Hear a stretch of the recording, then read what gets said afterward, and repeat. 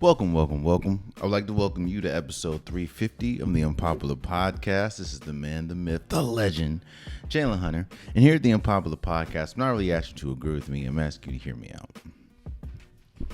This episode is going to be a little different today. There's not much happening in the sports world that I feel like talking about, to be completely honest with you. But I wanted to do something, and I wanted to get, I wanted this to be... I talk on this podcast, I talk on this platform 2 days a week, Most of my episodes are over an hour, so needless to say, I do a lot of talking. I mean, hell, this is episode 350. That means 350 times I have stood in front of a microphone and gave my unpopular opinion about sports. And there have been times that I've just been flat out wrong with my opinions, like flat out wrong. It was like not even close to being accurate. Now, again, there are a lot of sportscasters and a lot of podcast people that, especially sports podcasters, that are wrong about things and never really come back and talk about it, never really come back and say, hey, I was wrong. This episode, I wanted to talk about some of my worst takes, like some of my takes that it was just drastically wrong. Now, some of these takes were on the podcast and some of these takes obviously were not. But these takes that I have, I stood pat, like I was dying on this hill. Now, again, obviously it came around and I was wrong, and I realized I was wrong. But yeah, man, this episode is pretty much gonna be me clowning some of my just truly horrendous takes. I have, let me see, 1, 2, 3, 4, 5, 6. I have 4 basketball takes and 4 football takes. Let me start with the basketball takes. Which one am I gonna get to first? All right. Remember 2014? And this was before the Golden State dynasty, before the real iterations of Golden State that we know and that we kind of affiliate ourselves with began. The run really begun in 2015 when they won their first championship, and then it just took off from there. But in 2014, there was a report that came out saying that there was a trade on the table with Golden State and the Timberwolves. And Klay Thompson was going to be traded for Kevin Love. And, of course, it never happened. Again, this was before the Splash Bros. I mean, the Splash Brothers was a thing, obviously, but it didn't gain traction as much. The Splash Bros weren't really, it was just 2 great shooters. Yes, Steph Curry was good. Yes, Klay Thompson was good at the time. But when I heard there was a trade offer, Klay Thompson for Kevin Love, I don't think y'all remember. I don't think y'all remember how good Timberwolves Kevin Love was. Not only could he shoot threes, but he was like 6'9", 6'10", so he was kind of an undersized big, but he was one of the best rim to back to the basket players, one of the best rebounders, one of the best outlet specialists. He was and don't get me wrong, Kevin Love still ended up having a great career, won a championship in Cleveland. But I stood on the table and said, yo, that trade needed to happen. I understand that the Splash Bros is a cool name and a cool slogan. And don't get me wrong, I liked Klay Thompson and I liked Steph Curry together, but I was so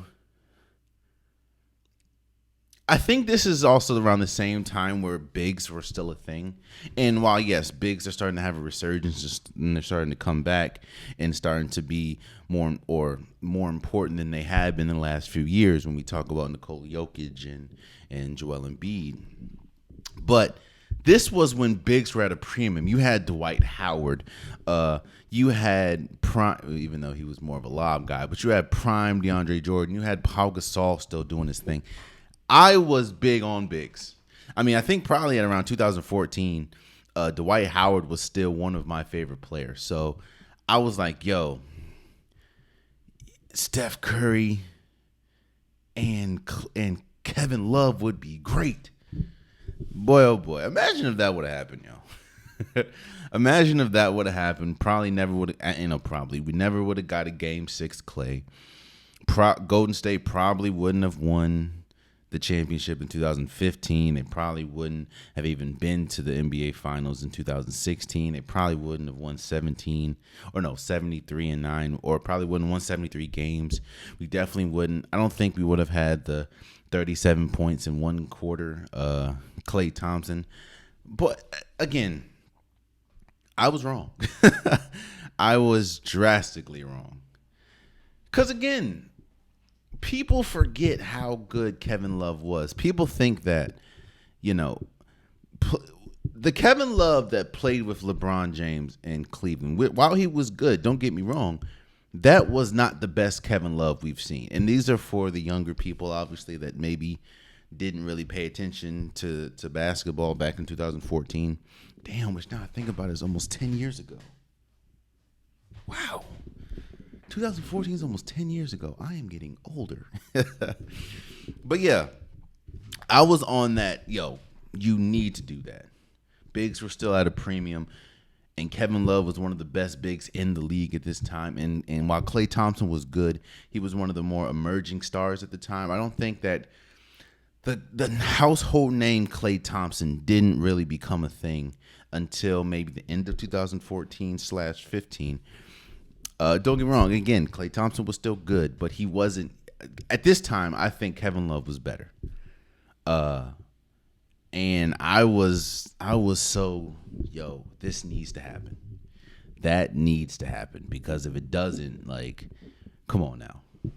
That, again, I was that much of a fan of Kevin Love. I thought Kevin Love was going to be again, Timberwolves Kevin Love was incredible. People don't understand. Bro, I think he had a 30-30 game. No, Dwight Howard 30-30 game. I think he had like a 20. Kevin Love was Kevin Love. Like, let's be real here. Timberwolves Kevin Love was a monster. But if I would have got my way, the trade would have happened. Probably would have never got the dynasty that is Golden State. And honestly, that would have done a lot of things, because you probably wouldn't have won a championship in 2000, or Cleveland may not have ever won a championship in 2016. So, I don't know. That would have been crazy, though. But yeah, I was wrong on that one. I was wrong on that. Again, these are takes that I've had and things that I felt, things that I believed, that thank God it didn't come to fruition. Because if it would have came to fruition, then the whole sports world, I would have been, the whole sports world definitely would have changed. Like drastically. So yeah, this is an episode of me just telling where I was wrong at. This is, yeah, that was on me, or I was wrong about that episode. The next one I have, and let's stick with let's stick with Golden State for a little bit. And the only reason, and this is, I'm talking about Kevin Durant.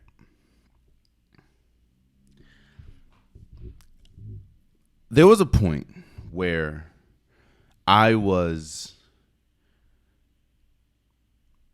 more interested in offense than I was defense. Now, don't get me wrong. I enjoy offense a lot more than I enjoy defense. I think everyone does, outside of a select few. And yes, I understand that defense wins championships. That's kind of the argument that's going on right now between KD and damn near the whole Twitter space. But it's not.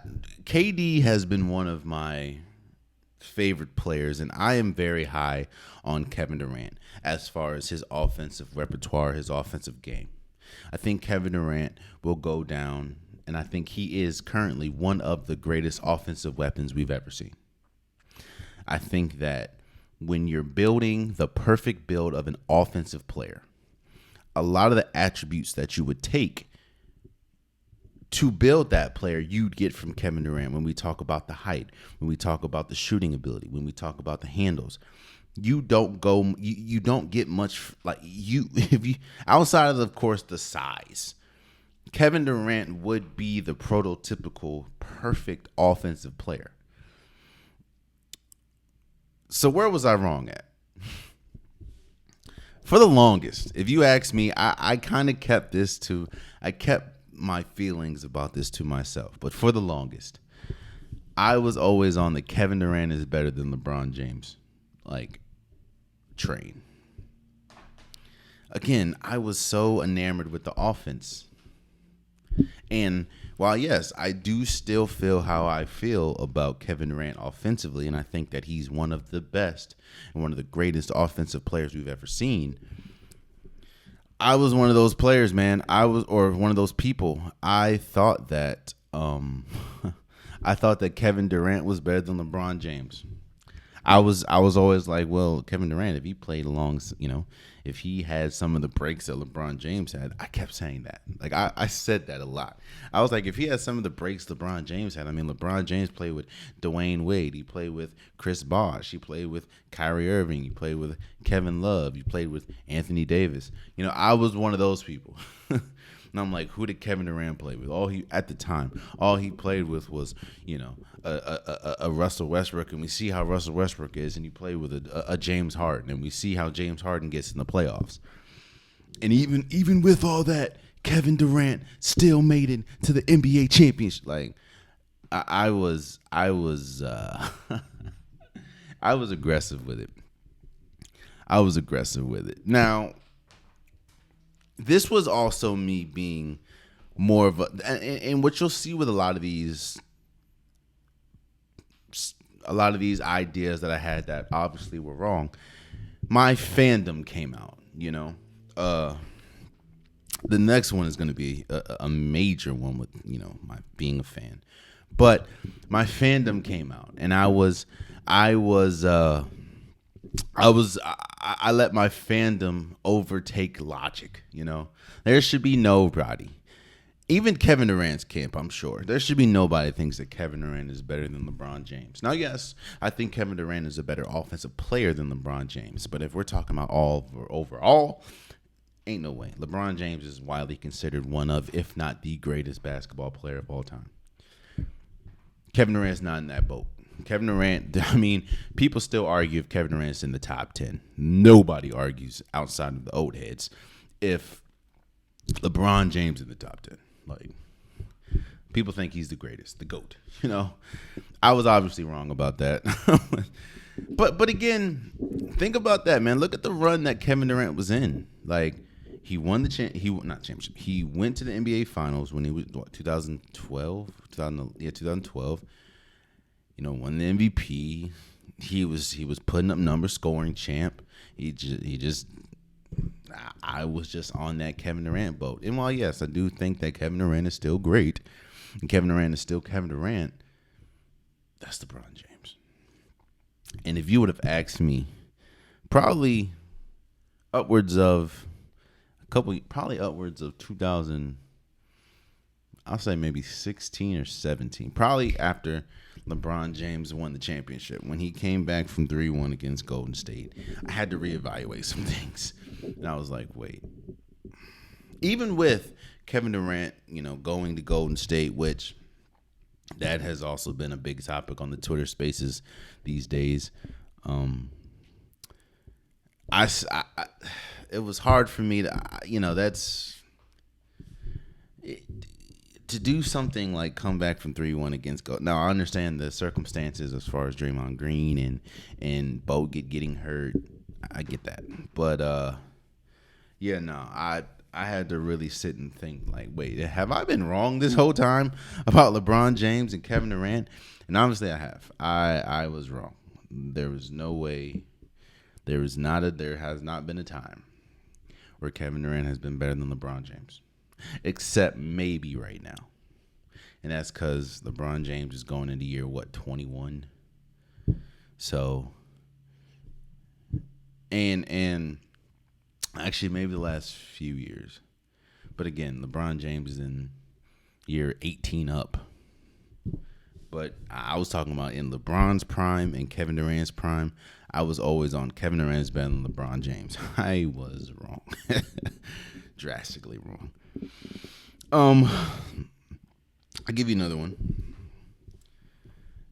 As people know me, they know who my favorite sports athlete is of all time. That is Allen Iverson. I mean, hell, I have a whole Allen Iverson tattoo on my arm. I was a huge Allen Iverson fan. I will still, to this day, go down and saying that Allen Iverson is at least top 5 influential players in basketball history. When we talk about how the game is played, when we talk about how the game is viewed by fans, when we talk about how the game is promoted, even by the NBA, a lot of that is rooted in Allen Iverson. A lot of that is rooted in how Allen Iverson carried himself as a player, how he carried himself as a figure, how he carried himself as just a person. You cannot, when we talk about the fashion, when we talk about just the bravado, the confidence in the NBA, a lot of that is due to Allen Iverson. So, Allen Iverson was probably when I first started watching basketball. And people also know that basketball is my favorite sport. I like I couldn't help it. I couldn't help it. People know that basketball is my favorite sport. And one of the very early memories that I had watching basketball was watching Allen Iverson and those 76ers teams and just being enamored with it and being mesmerized by this. At the time, I was shorter than a lot of people. I mean, I did hit a mean growth spurt, but this, short athlete just destroying people with the cornrows. I mean, when I was younger, I told my mom and I wanted cornrows. I tried to get the cornrows. I was in the little doo-doo ball phase, and it didn't go too well after that. I never got to the cornrow phase. I never even got out of the doo-doo ball phase. Like, once I saw that in my head, and my mom saw that, it was a wrap. She was like, "No, you're getting this cut tomorrow." So I never really got to the cornrow phase, but I wanted cornrows bad. And Allen Iverson was just a big part of my life. And I can say that if it wasn't for Allen Iverson, I probably would not only watch basketball and care about basketball as much as I do now, but I probably wouldn't care about sports as much as I do right now. I mean, hell, I work in the sports industry. I have a sports podcast. That's a lot of that is due to Allen Iverson. So I thank you for that. So where does my bad take come in? And again, a lot of these bad takes are rooted in fandom. Again, I just gave you a whole soliloquy about my love for Allen Iverson and his game.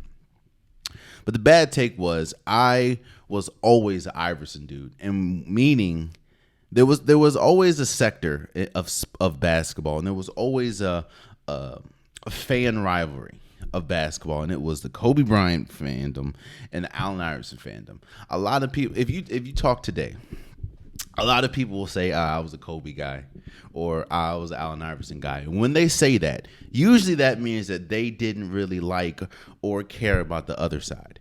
Meaning, if you were an Allen Iverson guy, you really weren't that much a fan of Kobe Bryant growing up. You respected Kobe, but you weren't that much of a fan of Kobe Bryant.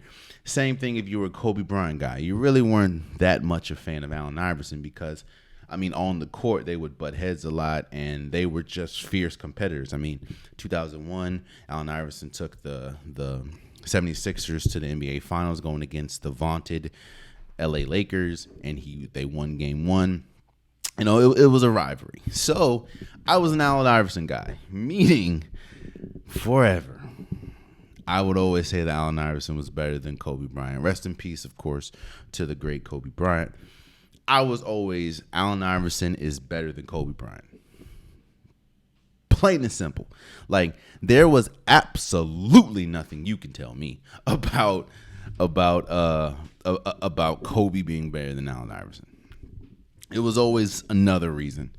Like, if Allen Iverson was the same height as Kobe, he'd be better than Kobe. If Allen Iverson played with Shaq, he'd be better than Kobe. If Allen Iverson played for Phil Jackson, he'd be better than Kobe. We all know Larry Brown isn't that good of a... Like, I would go...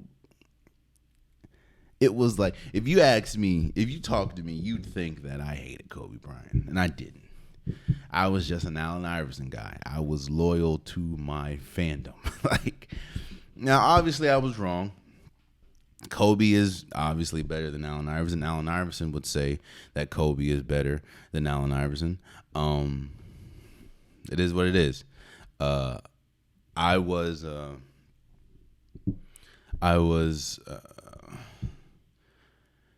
again, I just let my fandom talk. And don't get me wrong, rest in peace to Kobe. I was a fan of Kobe. Kobe was great. Kobe will go down as one of the all-time greats, obviously. And it was no disrespect to Kobe, but because I was such a loyal fan to Allen Iverson, I would always say Iverson was better than Kobe Bryant. And that doesn't mean that Iverson obviously didn't have a great career. Again, I just gave a whole lecture about how great and how important Iverson was to just the game of basketball. But Kobe Bryant is also, again, rest in peace, Kobe Bryant is also incredibly important to the game of basketball, whether he's here or not, you know what I mean? So, yeah, man, I was wrong on that, bro. I remember, if you go back to a lot of my early pictures, if I can find them, I'll put it somewhere on the screen. Sorry, my listening audience, but I always had a Allen Iverson jersey. I still have an Allen Iverson jersey. I have 2 Allen Iverson jerseys right now. And I remember fiercely back in Waldorf, Maryland, fiercely debating with people about how Allen Iverson is drastically better than Kobe. Like, I remember my argument was always, well, imagine if Kobe was on that Sixers team. Do you think that Sixers team would have made it to the finals? Huh? Do you think that Sixers team would have made it to the finals? Like, I remember I would always say that. which in hindsight, I honestly do believe if the roles were reversed, meaning if that 76ers team had Kobe Bryant and the Lakers team had Allen Iverson, I do believe that the same outcome would happen, meaning no, actually, no, I don't. I don't think that Kobe Bryant would have been able to carry that Sixers team to a champion or to the NBA Finals. And I also think Allen Iverson playing alongside Shaq, they probably would have won a championship. However, that does not negate how great Kobe Bryant was. That does not negate, and that does not strengthen my argument in saying that Allen Iverson is a better player than Kobe Bryant. He is not. Like, that's once you mature, once you get older and you start looking things through a more mature lens, and you start looking at things through a more objective lens, I was obviously wrong. Like, I was wrong. It wasn't nothing to fight about. I was wrong. Kobe Bryant is drastically better than Allen Iverson. That's no disrespect to Allen Iverson, obviously, but yeah, Kobe Bryant is much better than Iverson. So, I mean, not just 5 championships would one person has 5, one person has 0. One person has been to the NBA Finals 6 times. One person has been to the he's been to the NBA Finals 7 times. Yeah. One has been to the NBA Finals 7 times. One has been once. So, yeah. And again, Allen Iverson still go down as my favorite player of all time. But a spade is a spade. And Kobe Bryant was much better than Bubba Gump. So, I'll give you one last basketball take, and this is probably my most egregious one. Y'all remember the 2015 draft? Let me just name some people that were in this draft. Karl Anthony Towns, D'Angelo Russell, or people that have, I guess, some merit in the league now from this draft. Karl Anthony Towns, D'Angelo Russell, Kristaps Porzingis, Devin Booker was drafted 13th. Kelly Oubre was drafted. Bobby Portis, he's an NBA champion, obviously. Kevon Looney, multiple-time NBA champion. Montrezl Harrell. There were some people in this draft. You know what I'm saying? The Harrison twins. Remember them? The Kentucky Harrison twins? They were drafted. Yeah, man. There were some people in this draft. And Miles Turner.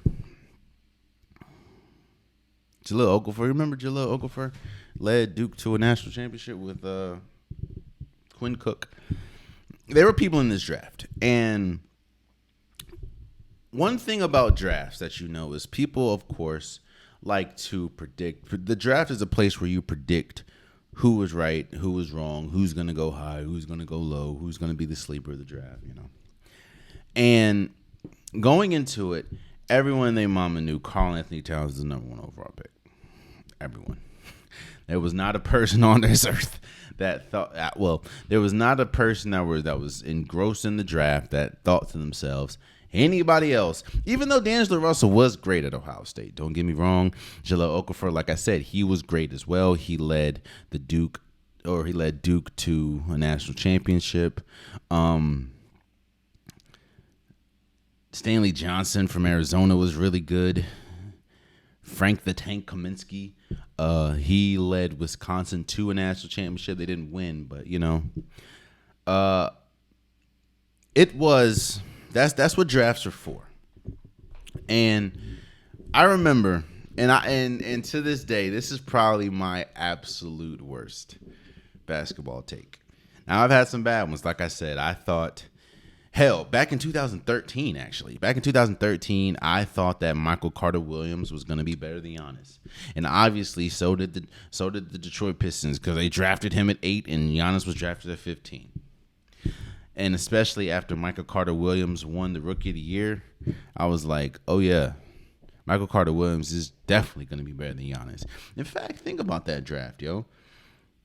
Michael Carter-Williams went before Steven Adams, Giannis Antetokounmpo, Tim Hardaway Jr., Rudy Gobert. Oof, Jesus Christ! Like, those are some names, man. Kelly Olynyk, even though damn,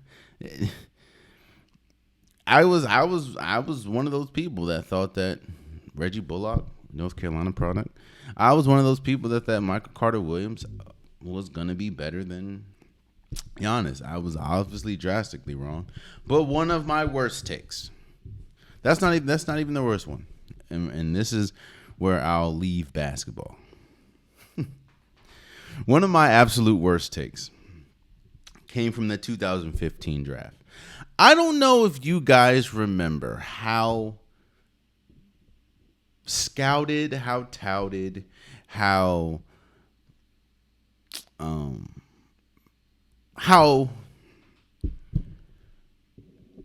highly praised Emmanuel Mudiay was, especially when you saw the route that he took to get to the NBA. He didn't want to go to college. Was one of the first players to go, I think, straight from high school to overseas. Like, he was 6'5". He was a big guard, and he was one of the first players where I got hooked. And Emmanuel Mudiay actually was a very good life lesson for me when we talk about evaluating basketball. Emmanuel Mudiay was one of the first players I've ever solely based an opinion off of because of his highlight or his hoop mixtape and his highlight tape. Now, yes, he didn't have the best highlight tape. We know John Wall had better highlight tape. Austin Rivers had one of the greatest highlight tapes. But Emmanuel Mudiay was one of the first players I based my entire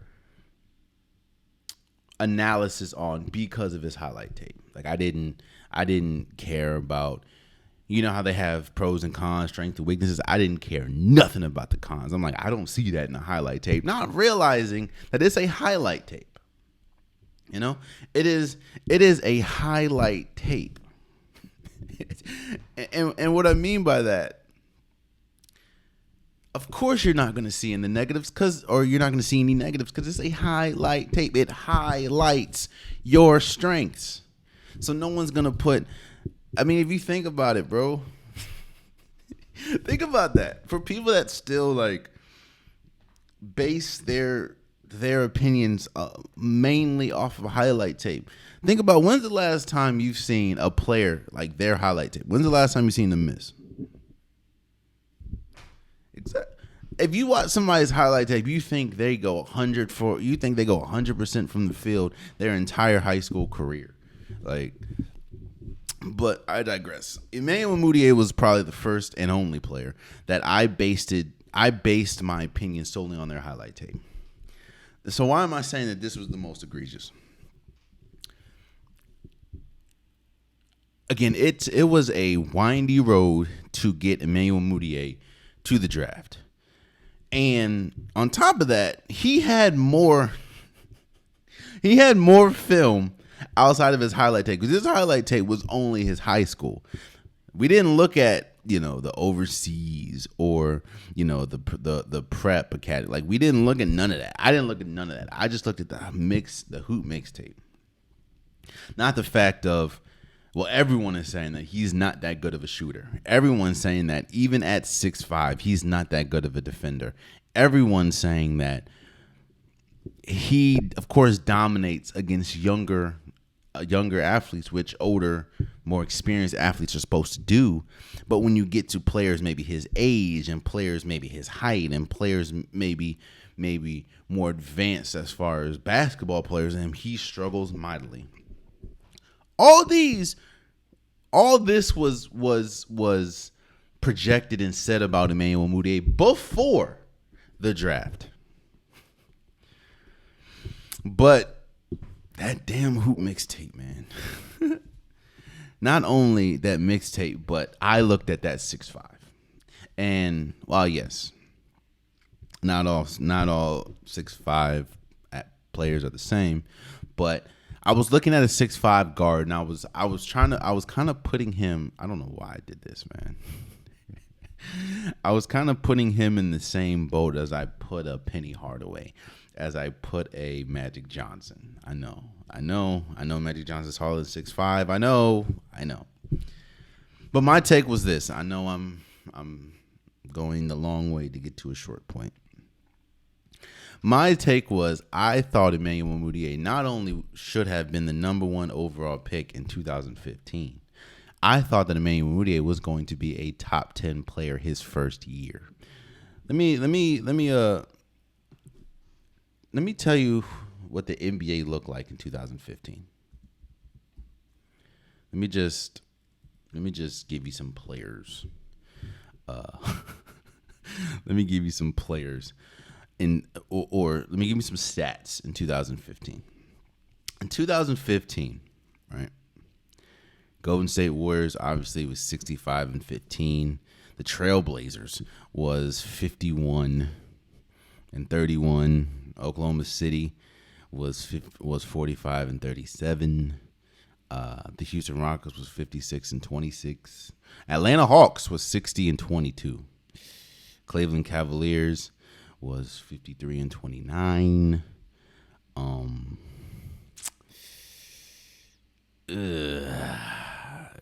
Kobe Bryant still in the league. It was yeah. Steph Curry won the MVP. Andrew Wiggins won the Rookie of the Year. Kawhi Leonard won Defensive Player of the Year. Jimmy Butler won Most Improved. Lou Williams won Sixth Man of the Year. Kyrie Irving was going crazy. This is James Harden scored the most points in the NBA 2,217, while Russell Westbrook led with points per game, had 28 points per game. This was 2016 or 2015. And I thought, again, this is some of these names, man. You had James Harden, you had Kawhi Leonard, Steph Curry, Kevin Durant, Anthony Davis, Chris Paul, Russell Westbrook, LeBron James. I thought that Emmanuel Mudiay was going to be the number one player in the league. Or no, was going to be a top 10 player in the league. Top 10 player. DeMarcus Cousins, right, was fifth in scoring that year with 24.1 points a game. DeMarcus Cousins scored more than Steph Curry. Blake Griffin was eighth. Remember Blake Griffin? Klay Thompson was 10th. Dwayne Wade was still in the league, by the way. So was Damian Lillard. Monte Ellis was 19th. I said that to say, I thought that Emmanuel Mudiay was going to be a top 10 player in the league. And I was looking mainly at that top, that 6'5", and I was looking at that Who mixtape. I will go down to saying that was an all-timer as far as terrible picks. So yeah, this is an episode of me saying how wrong I was and going back to some of my takes, whether on this platform or off this platform, and just saying, yeah, no, I was wrong. Again, I'm on here at least, or 2 days a week. Again, 350 episodes of me just talking. I'm going to get some things wrong. That's just how it is, That's just how it is. Again, I thought Michael Carter was going to be better than Giannis. I thought Golden State should have traded Klay Thompson for Kevin Love. I was in that boat. I thought Allen Iverson was better than Kobe Bryant. I thought KD was better than LeBron. So it was. And the worst one is I thought Emmanuel Mudiay not only should have been number one drafted in 2015. I think I was probably the only person that thought that. But I thought that he was going to be a top 10 player in the league year one. And Emmanuel Mudiay one taught me a lot of life lessons again. You can't just base your whole analysis off of a hoop mixtape. So, yeah. That was basketball. Trust me. It's not just basketball.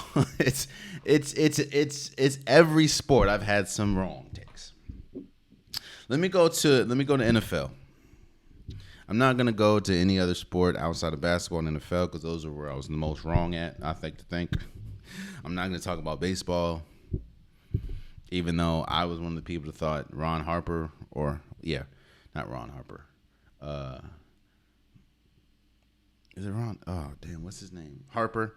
Bryce Harper, I thought he was one of the greatest players of all time. That's just me being a fan of the Nationals at the time. I know. I was wrong there though. He was pretty good. But let me go to football. Let me first start with the big one. I've always been a proponent of the coach doesn't play, obviously. The players play. But when you have a coach as great as a Bill Belichick, as great as a Greg Popovich, as great as a Phil Jackson. It is important to have a system and have a relationship between the player and the coach. It's vitally important. And there are some instances where the coach is just as important as the players. Now, yes, coaches are important, don't get me wrong. But there has never been a time where a coach has been more important than LeBron James. That's just, don't get me wrong, they have been important. I think Ty Lue is one of the best coaches in basketball. But LeBron James has always been the best part of that, right? So why am I saying all this? My first bad take. I was one of those people that thought that Tom Brady was a system quarterback. I think I might have said it on this podcast. Tom Brady is because when we talk about how great Bill Belichick is and how Bill Belichick is arguably the greatest NFL coach of all time, and you get Tom Brady in the 6th round, I'm like, all right, like, yeah, this is great, but and what does a system quarterback mean? That means that you only thrive because you operate or you perform the system that the coach has drawn up to perfection. And if you go anywhere else, you won't be as good. I was one of those people that thought that Tom Brady was a system quarterback. Obviously, I was wrong. Oops. But that is how I felt. I'm like, nah, bro. He's only a system quarterback. And what dispelled that, obviously, was Tom Brady going to Tampa Bay.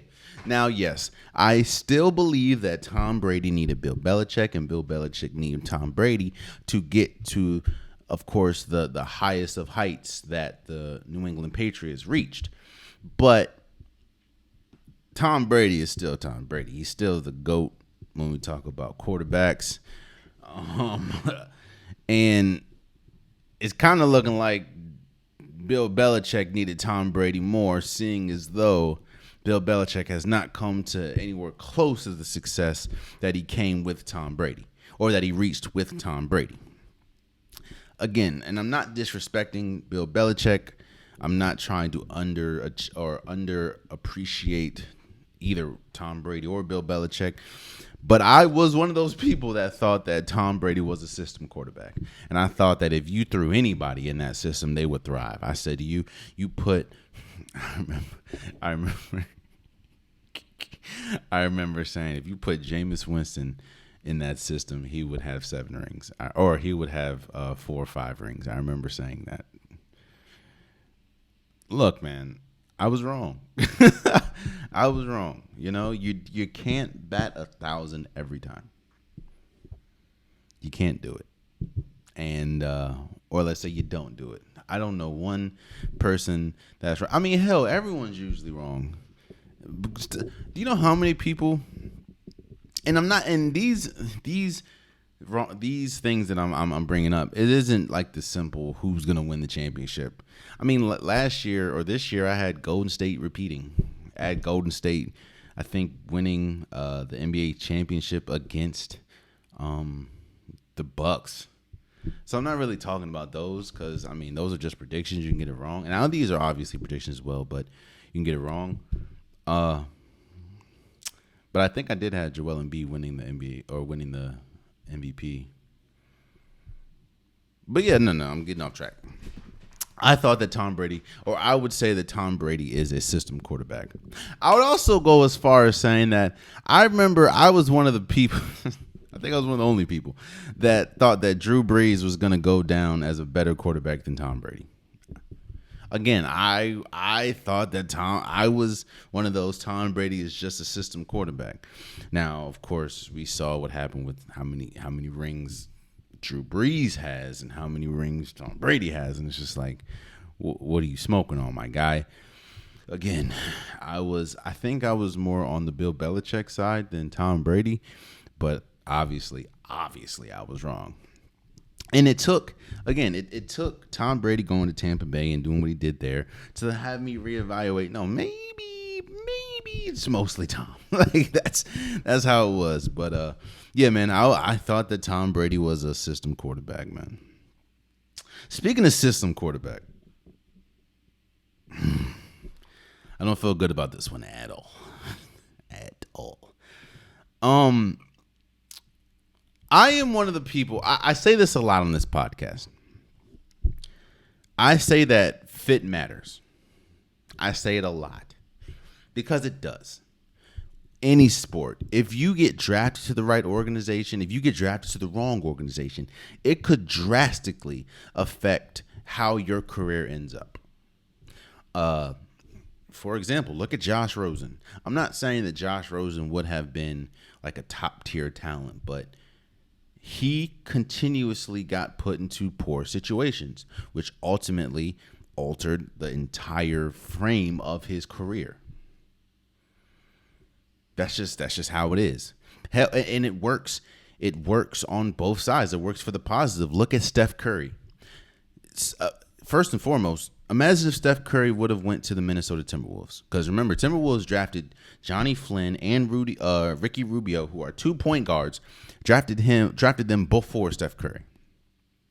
On top of that, the Knicks were thinking about trading up to get Steph Curry.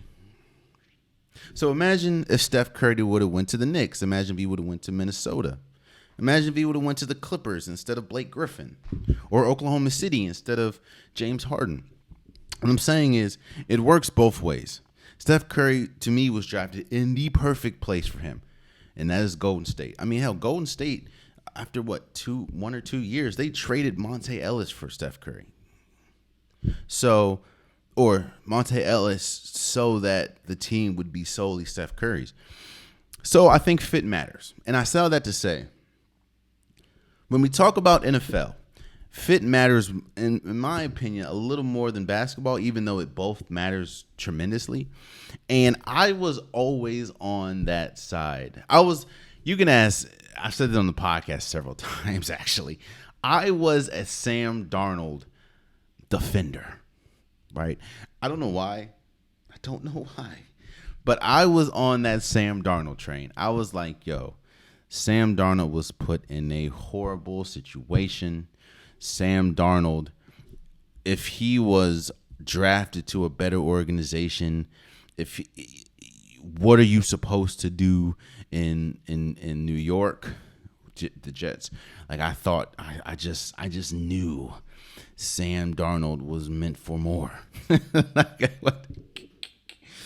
I just knew in my soul that if Sam Darnold was just not in New York, not wearing a white and green jersey, that he would be a top 10 player, top 10 quarterback in this league. I just knew that. So, how do you think, or the heavens opened up, the stars were aligned when Sam Darnold was traded to Carolina? You had Robbie Anderson there. Well, you had Robbie Anderson in New York, but I was like, oh, this is the time. This is the time where me standing on my soapbox telling everyone that Sam Darnold was, in fact, a top 10 quarterback or a top 10 quarterback talent. He was going to show the world in Carolina. And he's not injury prone. He just plays for a terrible franchise that has a terrible O-line. Now you're going to a franchise that has a better O-line and better weapons. And I thought Matt Rule was a better coach at the time. Needless to say, I was wrong. Sam Darnold was terrible, bro.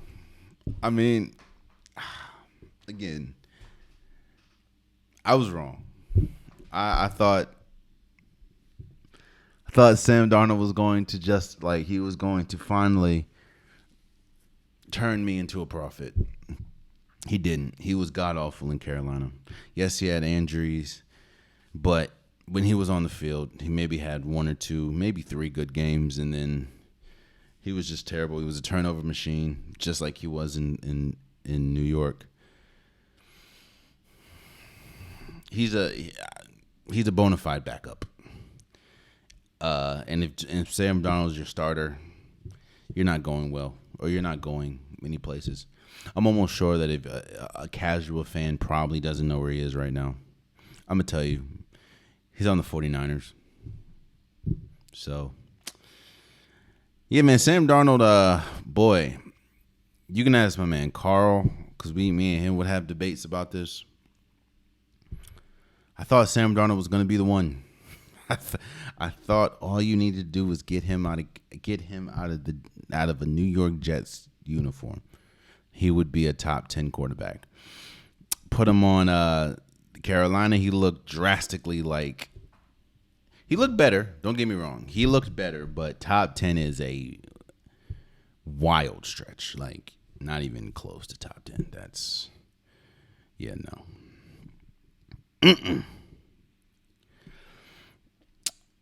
Another one I had. Y'all remember the 2017 NFL draft is widely considered one of the best NFL drafts of all time. I mean, you had Myles Garrett, you had Leonard Fournette, you had Jamal Adams, Christian McCaffrey, Patrick Mahomes, Marshawn Lattimore, Deshaun Watson, Hassan Reddick, Marlon Humphreys, Jonathan Allen, Evan Ingram. You had some picks. Tre'Davious White, TJ Watt, Reuben Foster. Like, this was the draft of drafts. Buda Baker, Zay Jones, Delvin Cook, Curtis Samuel. This was widely considered Gerald Everett. This was widely considered Joe Mixon, one of the best drafts in NFL history. I don't know if it is or not, but Juju Smith-Schuster, Alvin Kamara was in this draft, Cooper Kupp. All these players that I've named, obviously outside of a couple, have went on to be top tier talent. Chris Godwin, Kareem Hunt, Shaquille Griffin, Kenny Galladay, sort of. This was James Conner. This was the Eddie Jackson. This was the draft pick. Tyreek Cohen. I'm not draft pick. This was the draft, right? George Kittle was in the 5th round. Whew. Man, this is a draft. Aaron Jones was in. Good God. Wow, that is a draft. I completely forgot just how many good players. Patrick Ricard was even undrafted.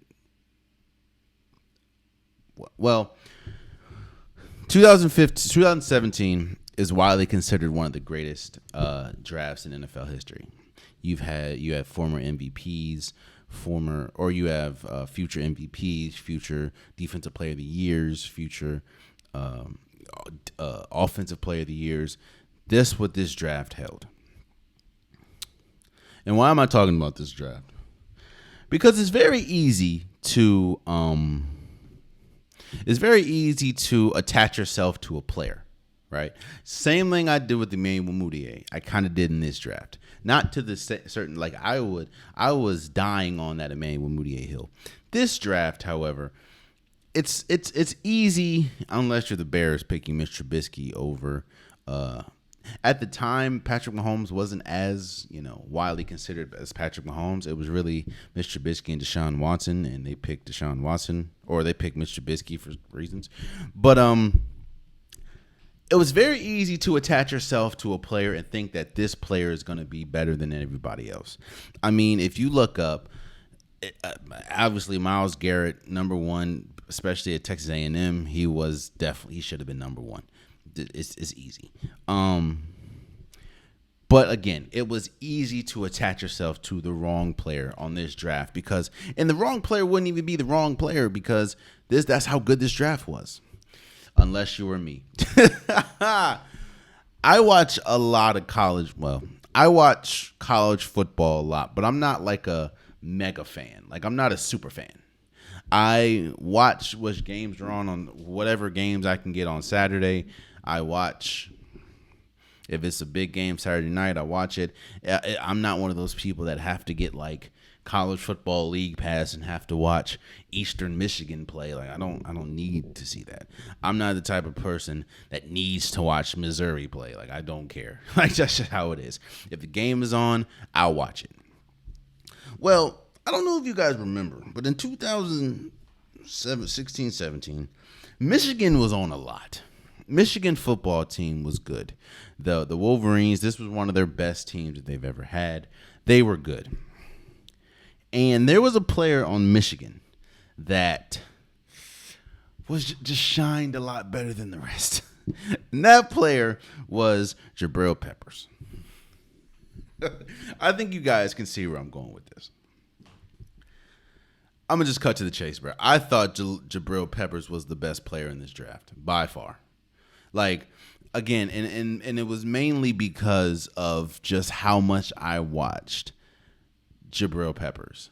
Now, I wasn't upset that Myles Garrett got drafted number 1. I wasn't. I know, when we talk about size, when we talk about just athleticism, when we talk about what he did at Texas A&M, I wasn't mad. But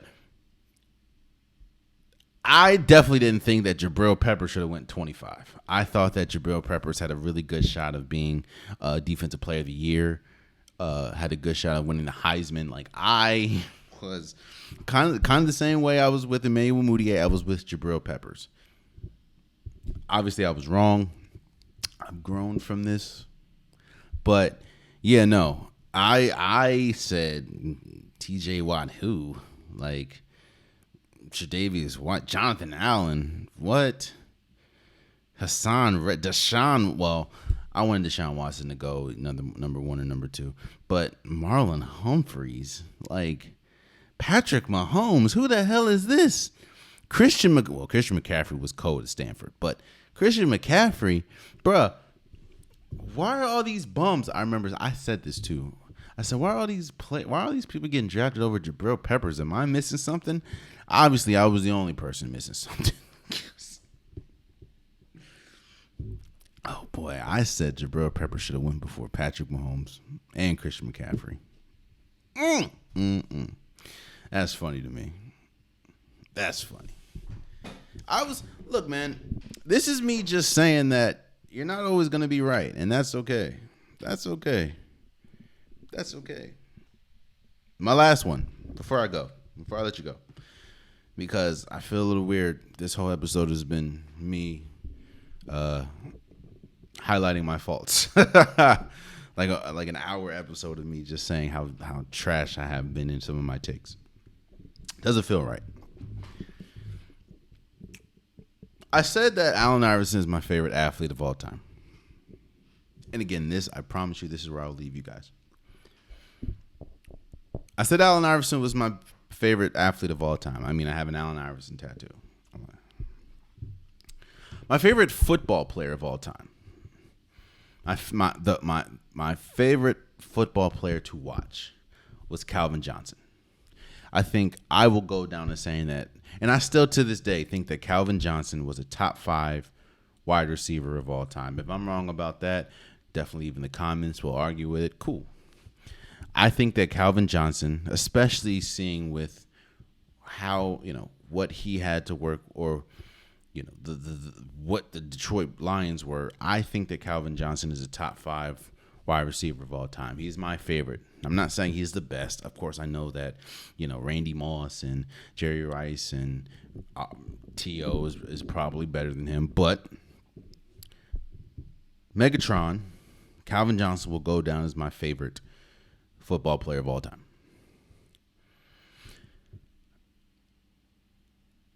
I don't know if you guys remember.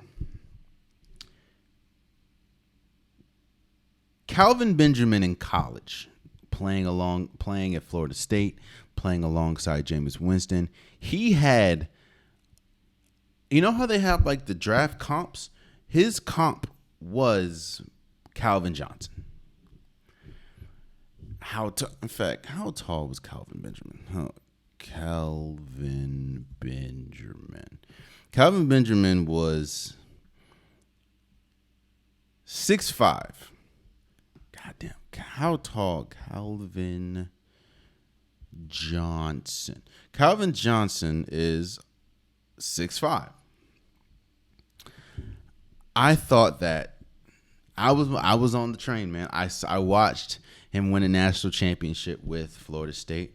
I watched some incredible games. I remember the incredible catch that he made in Clemson against Clemson. I was on the Calvin Benjamin train.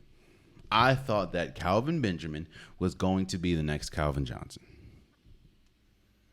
Now, of course, I didn't foresee a whole eating problem. I didn't foresee him literally eating his way out of the wide receiver position into a tight end position. And I just didn't see it. I didn't see what was going to become of his NFL career, but I thought that Calvin Benjamin was going to be the next Calvin Johnson. Mind you, Calvin Johnson is my favorite player of all time. And I thought he was going to be it. Yeah. So there you have it. That has been today's episode. I would love to know you guys' worst takes. I would like to know, what hill were you guys dying on, and then now you look and say, I was drastically wrong. What were some of your sports takes that you obviously know is at this point, like you were steadfast in it, but now if you look up, you know it's wrong? What are some of you guys' takes? Leave it in the comments. Leave it on social media. We'll talk about it. I want to hear. I know I'm not the only person that's wrong, obviously. I want to know where you guys are wrong at. Leave in the comments. We'll talk about it, man. If you want a Popular Podcast shirt, hoodie, sweater, long sleeve joggers, the link in the description below. I have multiple different colors, multiple different designs.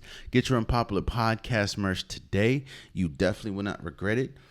Also, please subscribe to every listening. Please subscribe to every watching. I'm trying to get to 1,000 subscribers. I am almost there.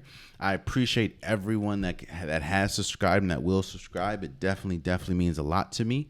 Also, follow the socials. Follow Instagram. Follow TikTok. I post pretty much daily, where you can get exclusive reels. You can get stories. You can get anytime I respond, whether that's YouTube, whether that's social media, that's me.